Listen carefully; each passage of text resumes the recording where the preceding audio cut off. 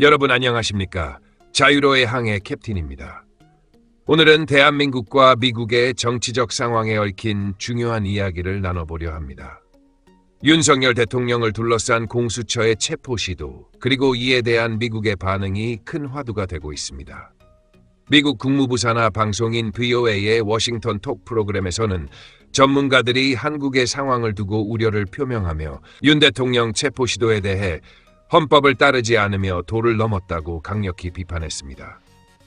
허드슨 연구소의 패트릭 크로닌 석좌 연구원은 미국은 한국을 중요한 동맹으로 보고 있으며 이러한 행위는 경고를 받을 수 있다고 언급했고, NSC 전 부보좌관 제프리 제임스 제프리는 윤 대통령 강제 체포는 미국에 큰 충격을 줄 것이며 경종을 울릴 수 있다고 경고했습니다. 윤석열 대통령에 대한 미국의 평가는 이보다 더 긍정적입니다.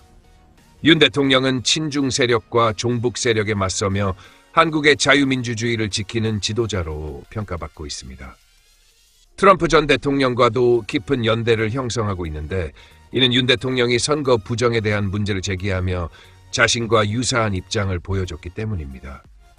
트럼프에게 윤석열 대통령은 단순히 한국의 지도자가 아니라 자유와 민주주의를 지키는 강력한 동료로 비치고 있습니다.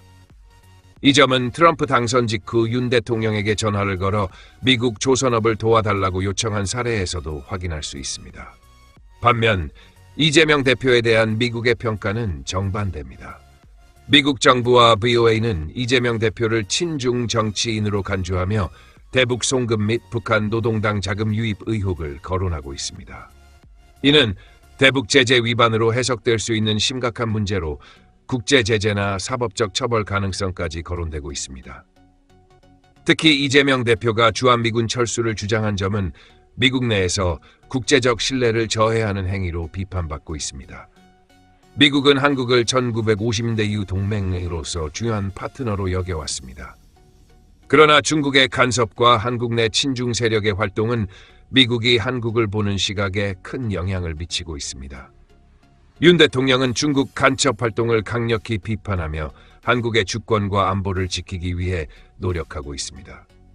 이 모든 상황은 윤 대통령과 트럼프 전 대통령이 공유하는 정치적 철학과도 밀접히 연결되어 있습니다. 앞으로 윤석열 대통령은 국내외적으로 지지 기반을 더욱 공고히 하며 공수처와 야당의 압박에 대응할 것으로 보입니다. 반면 이재명 대표는 미국과의 관계에서 점차 고립될 가능성이 커지고 있습니다. 이는 국내 정치적 입지뿐만 아니라 국제적 신뢰에도 영향을 미칠 것입니다. 여러분, 윤석열 대통령은 단순히 국내 정치의 한 인물이 아닙니다. 그는 한국의 자유민주주의를 지키기 위해 투쟁하며 트럼프와 같은 지도자와의 공감대를 통해 국제적 입지를 강화하고 있습니다. 이는 단순히 두 지도자의 협력이 아니라 한국과 미국 간 동맹을 더욱 공고히 하는 중요한 계기가 될 것입니다. 오늘도 끝까지 함께해 주셔서 감사합니다. 자유로의 항해 캡틴이었습니다.